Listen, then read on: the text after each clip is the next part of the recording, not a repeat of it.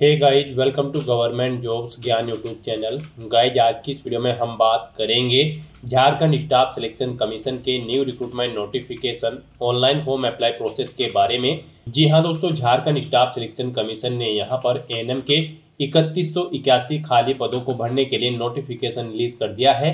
कैसे आप इस भर्ती में पार्टिसिपेट करने के लिए अपने फॉर्म अप्लाई कर सकते हो बिना कोई मिस्टेक किए हुए, इसकी पूरी जानकारी हम आपको स्टेप बाय स्टेप रजिस्ट्रेशन से लेकर प्रिंट तक इस वीडियो में देंगे। बस आपको इस वीडियो को स्किप के बिना शुरू से लेकर एंड तक देखना है। उसके बाद वीडियो पसंद आए तो इसे लाइक और शेयर कर दें। चैनल पर नए हो तो इसे सब्सक्राइब कर लें। साथ ही साथ आपको फॉर्म अप्लाई करते हुए जो भी प्रॉब्लम फेस हो रही है उन सभी का हल आपको इस वीडियो में मिल जाएगा। तो बिना कोई वक्त गंवाए चलिए शुरू करते हैं।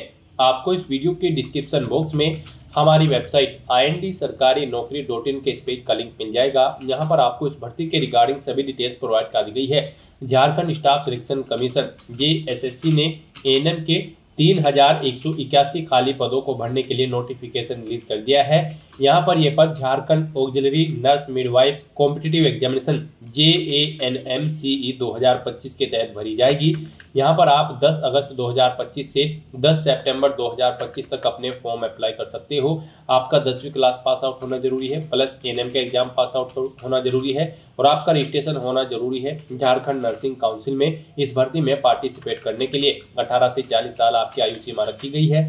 जनरल OBC EWS को 100 रुपये फीस देनी है। SC ST को मात्र 50 रुपये फीस यहाँ पर देनी होगी, जो कि आप ऑनलाइन मोड से जमा करा सकते हो। आप ऑल इंडिया से अप्लाई कर सकते हो। उसके लिए आपको इस पेज को नीचे स्क्रॉल डाउन करते हुए इंपोर्टेंट लिंक सेक्शन में आना है। Official notification regular vacancies PDF और official notification backlog vacancies PDF link पर क्लिक करके इस भर्ती की रेगुलर वैकेंसीज का ऑफिशियल नोटिफिकेशन और बैकलॉग वैकेंसीज का नोटिफिकेशन ओपन करके इनमें से आपको पूरी डिटेल रीड कर लेनी है। यहाँ पर आपको सभी डिटेल्स प्रोवाइड कर दी गई है, जैसे कि क्या पोस्ट का नाम है, कितनी उसके लिए नंबर ऑफ वैकेंसीज है, कौन से डिस्ट्रिक्ट में किस कैटेगरी के लिए कितनी वैकेंसीज है, कैसे आप अप्लाई कर सकते हो, कब से कब तक आप अप्लाई कर सकते हो, क्या आपका एलिजिबिलिटी क्राइटेरिया होना चाहिए। पूरी जानकारी आपको इस नोटिफिकेशन में दे दी गई है।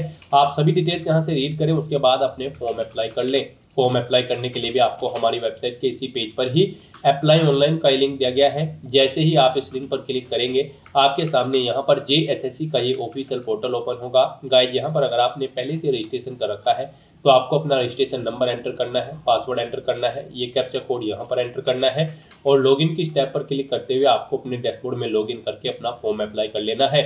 और अगर आप इस भर्ती के लिए फर्स्ट टाइम अप्लाई करने जा रहे हो तो सबसे पहले यहाँ पर आपको अपना रजिस्ट्रेशन करना होगा। उसके लिए आपको रजिस्ट्रेशन की टैब दी गई है, आप इस टैब पर क्लिक करें। आपके सामने यहाँ पर रजिस्ट्रेशन का फॉर्म ओपन होगा। अब यहाँ पर आपको अपनी बेसिक डिटेल्स प्रोवाइड कराते हुए अपना रजिस्ट्रेशन करना होगा। सबसे पहले आपको अपना फर्स्ट नेम देना है, फिर मिडिल नेम, फिर last name. Middle name last name नहीं है तो इन कॉलम को खाली छोड़ दें। फिर यहाँ पर आपको आपका कंप्लीट नेम शो कर दिया जाएगा, जो नेम यहाँ पर आप फिल करेंगे। उसके बाद यहाँ पर आपको अपना मोबाइल नंबर एंटर करना है, अपनी ईमेल ID आपको यहाँ पर एंटर करनी है। आप भारतीय नागरिक है तो यस करेंगे, नहीं तो नो ऑप्शन सेलेक्ट करेंगे। अपनी डेट ऑफ बर्थ सेलेक्ट करेंगे, ये कैप्चा कोड आप यहाँ पर एंटर करेंगे और फिर आप रजिस्टर नाउ के इस ऑप्शन पर क्लिक कर देंगे। फिर यहाँ पर आपके मोबाइल नंबर पर एक OTP सबमिट किया गया है, वो OTP आपको यहाँ पर एंटर करना है और उसके बाद सबमिट के इस ऑप्शन पर क्लिक कर देना है। इस तरह से यहाँ पर आपका रजिस्ट्रेशन सक्सेसफुली कंप्लीट हो चुका है। एक रजिस्ट्रेशन नंबर और पासवर्ड यहाँ पर आपको प्रोवाइड कर दिया गया है। ये रजिस्ट्रेशन नंबर और पासवर्ड आपके रजिस्टर्ड मोबाइल नंबर और ईमेल ID पर भी सबमिट कर दिए गए होंगे। आपको इन्हें केयरफुली नोट डाउन करके रख लेना है फ्यूचर यूज के लिए। और यहाँ पर आपको अब इनका यूज करते हुए अपने अकाउंट में लॉगिन करना है।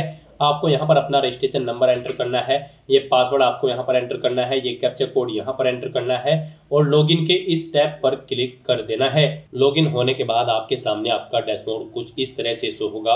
अब गाइस, यहाँ पर आपका फॉर्म स्टार्ट हो चुका है। आपको यहाँ पर 8 स्टेप्स को कंप्लीट करते हुए अपना फॉर्म कंप्लीट करना है। सबसे पहले यहाँ पर आपको अपनी पर्सनल डिटेल देनी है। उसके बाद यहाँ पर आपको अपनी कुछ अन्य डिटेल देनी है, क्वालिफिकेशन की डिटेल देनी है, एक्सपीरियंस की, फीस पेमेंट करना है, फोटो और सिग्नेचर अपलोड करने हैं, डॉक्यूमेंट, और फिर आपको अपने फॉर्म का प्रीव्यू चेकआउट करते हुए इसे सबमिट कर देना है। इस तरह से यहाँ पर आपका एप्लीकेशन फॉर्म कंप्लीट होगा। तो यहाँ पर अब आपको अपनी पर्सनल इन्फॉर्मेशन देनी है। आपका फॉर्म स्टार्ट हो चुका है। यहाँ पर आपसे पूछा गया है कि क्या आपका निवास झारखंड स्टेट में है। अगर है तो आप यस करेंगे, नहीं तो आप नो के इस ऑप्शन पर क्लिक करके इसे सिलेक्ट कर लेंगे। अगर आप नो ऑप्शन सिलेक्ट करते हैं तो फिर यहाँ पर आप चाहे किसी भी कैटेगरी से हो, आपको इस भर्ती प्रोसेस के दौरान अनरिजर्व यानी कि जनरल कैटेगरी में काउंट किया जाएगा और यहाँ पर अगर आप झारखंड स्टेट के कैंडिडेट हैं, आप ये सिलेक्ट करते हैं, फिर आपको अपना यहाँ पर डिस्ट्रिक्ट सेलेक्ट कर लेना है। उसके बाद आपको वैकेंसी का टाइप सेलेक्ट करना है, रेगुलर एंड बैकलॉग की ये वैकेंसी है, आप इसे सिलेक्ट करें। उसके बाद यहाँ पर आपको अपने फादर का नाम एंटर करना है, अपनी मदर का नाम आपको एंटर करना है, अपना जेंडर यहाँ पर आपको सिलेक्ट करना है, आप मेल हो या फिर फीमेल। फीमेल ही यहाँ पर आपको ऑप्शन मिलेगा, केवल फीमेल के लिए भर्ती है एएनएम की, तो यहाँ पर आप फीमेल के इस ऑप्शन पर क्लिक करें। केवल फीमेल कैंडिडेट, केवल महिलाएं ही इस भर्ती के लिए आवेदन कर सकती हैं। फिर यहाँ पर आपको अपना मैरिटल स्टेटस सिलेक्ट करना है, आप मैरिड हो या फिर अनमैरिड हो। अगर आप मैरिड हो तो फिर यहाँ पर आपको अपने हस्बैंड का नाम देना होगा, अनमैरिड हो तो फिर आपको नाम नहीं देना है। उसके बाद यहाँ पर आपको अपना 12 डिजिट का आधार कार्ड नंबर एंटर करना है। आपकी बॉडी पर कोई कट या तिल का निशान है तो उस पैलेस का नाम यहाँ पर आपको देना होगा, 2 पैलेस के नाम देने हैं, नहीं है तो यहाँ पर आप नो मार्क एंटर कर सकते हैं। फिर यहाँ पर गाइस आपको अपना एड्रेस एंटर करना है, आप अपना परमानेंट एड्रेस यहाँ पर एंटर करें। उसके बाद आप अपना कोरोस्पोंडेंस एड्रेस यहाँ पर एंटर करें, और अगर आपका कोरोस्पोंडेंस एड्रेस आपके परमानेंट एड्रेस के अकॉर्डिंग सेम है तो आप इस चेकबॉक्स को ओके कर दें। ऑटोमेटिकली आपका कोरोस्पोंडेंस एड्रेस आपके परमानेंट एड्रेस के अकॉर्डिंग फिल हो जाएगा, जो आप परमानेंट एड्रेस में एड्रेस फिल करेंगे। उसके बाद आपको इस चेकबॉक्स को ओके करना है और फिर अपडेट के इस ऑप्शन पर क्लिक कर देना है। फिर आपके सामने कुछ इस तरह से इंटरफेस ओपन होगा। अब यहाँ पर आपको अपनी कैटेगरी सिलेक्ट करनी है। उसके बाद यहाँ पर आपसे पूछा गया है कि क्या आप ई सर्विसमैन हैं, अगर हैं तो आप यस करेंगे और फिर उसकी डिटेल यहाँ पर प्रोवाइड कराएंगे, जैसे कि कब से कब तक आपने सर्विस की है वो डेट आपको सिलेक्ट कर लेनी है। अपना सर्विस का सर्टिफिकेट नंबर यहाँ पर आपको देना होगा और फिर यहाँ पर आपको ये सर्टिफिकेट इस अथॉरिटी ने इशू किया है उस अथॉरिटी की डेजिग्नेशन यहाँ पर आपको देनी होगी। और गाइज अगर आप यहाँ पर ई सर्विसमैन नहीं है तो सिंपली यहाँ पर आप नो ऑप्शन सेलेक्ट करें। फिर यहाँ पर आपसे पूछा गया कि क्या आप फिजिकली डिसेबल्ड हैं और आपकी डिसेबिलिटी 40% से अबव है, अगर है तो आप यस करेंगे और फिर उसकी डिटेल देंगे, जैसे कि यहाँ पर आपको अपनी डिसेबिलिटी का टाइप सिलेक्ट करना है, उसका सर्टिफिकेट नंबर यहाँ पर आपको देना होगा और फिर यहाँ पर आपको वो कब इशू हुआ है वो डेट सिलेक्ट करनी होगी, किसने इशू किया है, किस अथॉरिटी ने, वो यहाँ पर आपको एंटर करना होगा। और अगर आप यहाँ पर फिजिकली डिसेबल्ड कैंडिडेट नहीं है, सिंपली यहाँ पर आप नो ऑप्शन सिलेक्ट करेंगे, आगे की डिटेल फिर आपको नहीं देनी होगी। फिर आपसे पूछा गया कि क्या आप स्पोर्ट कोटा के अंतर्गत आते हैं, अगर आप आते हैं तो यस करें और फिर उसकी डिटेल यहाँ पर आप प्रोवाइड कराएं, जैसे कि यहाँ पर आपको बताना है कंपटीशन लेवल सिलेक्ट करना है, आप यहाँ पर किस कंपटीशन के लिए खेले हो स्पोर्ट, फिर आपको स्पोर्ट सर्टिफिकेट नंबर देना है, सर्टिफिकेट कब इशू हुआ है वो डेट आपको सिलेक्ट कर लेनी है। और अगर आप यहाँ पर स्पोर्ट पर्सन नहीं है तो सिंपली यहाँ पर आप नो ऑप्शन सिलेक्ट करेंगे। उसके बाद आपको इस पेज को नीचे स्क्रॉल डाउन करना है और फिर यहाँ पर आपको इस चेकबॉक्स को ओके करना है और अपडेट के इस ऑप्शन पर क्लिक कर देना है। नेक्स्ट आपके सामने कुछ इस तरह से इंटरफेस ओपन होगा। अब यहाँ पर आपको अपने एक्सपीरियंस और क्वालिफिकेशन की डिटेल प्रोवाइड करनी है। गाइस यहाँ पर सबसे पहले आपसे पूछा गया है क्या आपने अपनी 10वीं क्लास 45% मार्क्स या फिर इससे ज्यादा मार्क्स के साथ पास आउट की है, तो यहाँ पर आपको यस ऑप्शन सेलेक्ट करना है। फिर आपसे पूछा गया कि क्या आपके पास 18 महीने का एएनएम ट्रेनिंग का सर्टिफिकेट है, तो यहाँ पर भी आपको यस ऑप्शन सेलेक्ट करना है। यहाँ पर फिर आपसे पूछा गया कि क्या आपने झारखंड स्टेट नर्सिंग काउंसिल में अपना रजिस्ट्रेशन करा रखा है, यहाँ पर भी आपको यस ऑप्शन सेलेक्ट करना है। इस भर्ती में अप्लाई करने के लिए 3 चीजें रिक्वायर्ड हैं। आपका 10वीं क्लास पास आउट होना जरूरी है 45% मार्क्स के साथ या फिर इससे ज्यादा मार्क्स के साथ, प्लस आपके पास यहाँ पर 18 महीने का एएनएम ट्रेनिंग का सर्टिफिकेट होना चाहिए और आपका रजिस्ट्रेशन होना चाहिए झारखंड स्टेट नर्सिंग काउंसिल में। ये 3 चीजें रिक्वायर्ड हैं इस भर्ती में अप्लाई करने के लिए, तो यहाँ पर आपको यस ऑप्शन सेलेक्ट करने हैं। फिर आपको अपने रजिस्ट्रेशन का नंबर यहाँ पर देना है। उसके बाद कब आपको इशू आता, आपका रजिस्ट्रेशन नंबर, वो यहाँ पर डेट सेलेक्ट कर लेनी है, किस अथॉरिटी ने इशू किया था उसकी डेजिग्नेशन यहाँ पर आपको देनी है।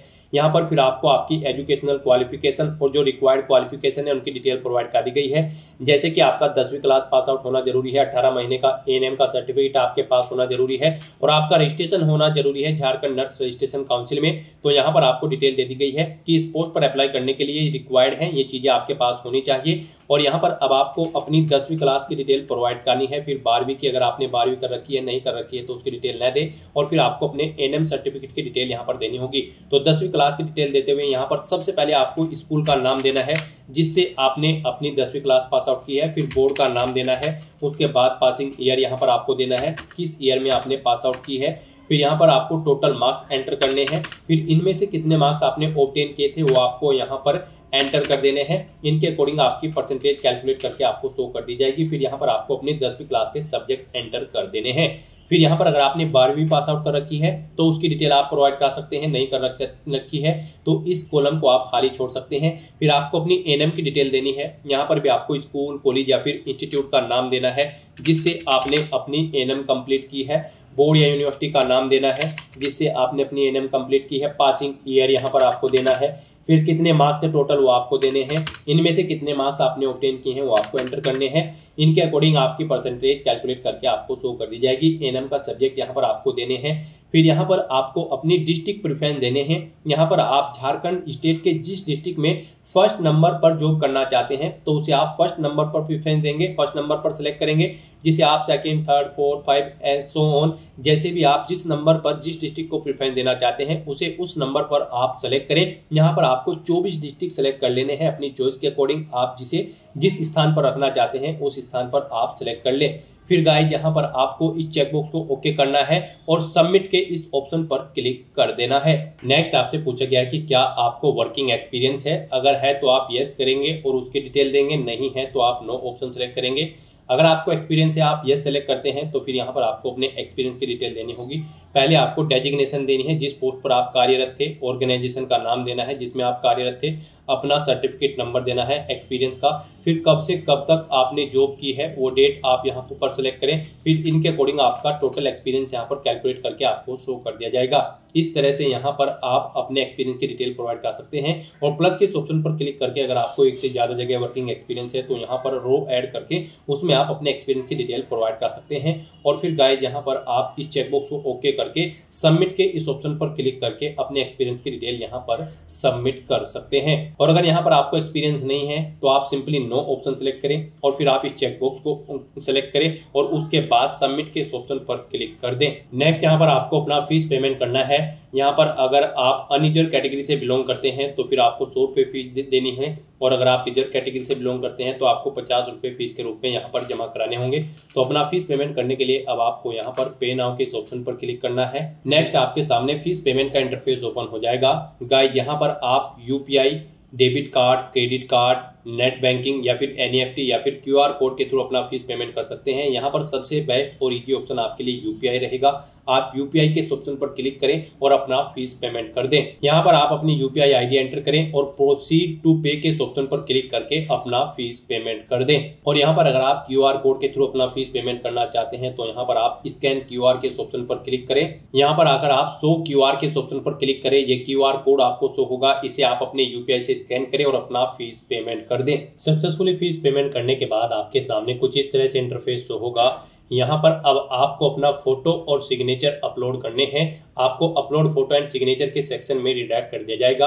यहाँ पर आपका जो फोटो है वो 10 KB से 100 KB के बीच में होना चाहिए। सिग्नेचर आपके 2 KB से 50 KB के बीच में होने चाहिए। तो यहाँ पर आपको अपना फोटो और सिग्नेचर अपलोड करने के लिए चूज फाइल के इन ऑप्शन पर क्लिक करना है, फाइल को सिलेक्ट कर लेना है और फिर आपको अपलोड फोटो, अपलोड साइन के ऑप्शन पर क्लिक करके अपना फोटो और सिग्नेचर यहाँ पर अपलोड कर देने हैं। फिर आपको इस चेकबॉक्स को ओके करना है और उसके बाद सबमिट के इस ऑप्शन पर क्लिक कर देना है। नेक्स्ट आपको आपके एप्लीकेशन फॉर्म का पूरा प्रीव्यू शो कर दिया गया है। आपको सभी डिटेल केयरफुली चेकआउट करनी है। पेज को नीचे स्क्रॉल डाउन करना है और यहाँ पर गाइड अब आपको सबमिट एप्लीकेशन के स्टेप पर क्लिक कर देना है और अपना फॉर्म सबमिट कर देना है। इस तरह से यहाँ पर आपका एप्लीकेशन फॉर्म सक्सेसफुली सबमिट हो चुका है। अब आपको प्रिंट एप्लीकेशन के ऑप्शन पर क्लिक करके अपने एप्लीकेशन फॉर्म का एक हार्ड कॉपी प्रिंट आउट ले लेना है फ्यूचर यूज के लिए, फ्यूचर रेफरेंस के लिए। तो दोस्तों ऐसे आप झारखंड एनएम 3181 खाली पदों को भरने के लिए अपने फॉर्म अप्लाई कर सकते हो बिना कोई मिस्टेक किए हुए। आज की इस वीडियो में बस इतना ही। आई होप ये वीडियो आपको पसंद आई होगी। अगर पसंद आई हो तो इसे लाइक और शेयर करें। चैनल पर नए हो तो इसे सब्सक्राइब कर लें। Thanks for watching.